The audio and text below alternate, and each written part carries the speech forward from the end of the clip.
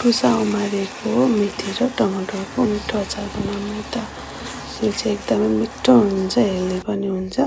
मैले मेथीलाई 2 दिन अगाडि नै उमारिसकेको थिएँ भिजाएर। त्यसमा चाहिँ मैले लसुन, प्याज, टमाटर अनि खोर्सानी पनि काट्नुपर्ने हुन्छ, तर खोर्सानी मैले पहिले काटिसकेको थिएँ।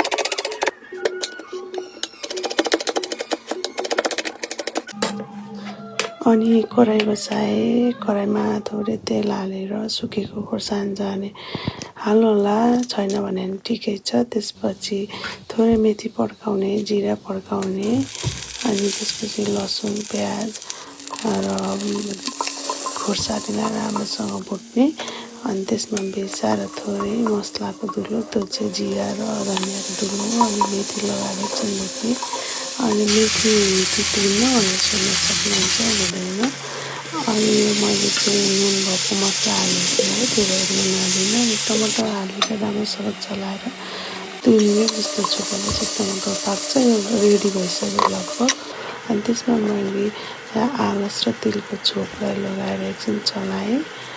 अनि त्यसपछि चाहिँ यो रेडी भइसक्यो। यो रोटी मामसँग मिठो हुन्छ, बनाएर खानु होला एकचोटि। धन्यवाद।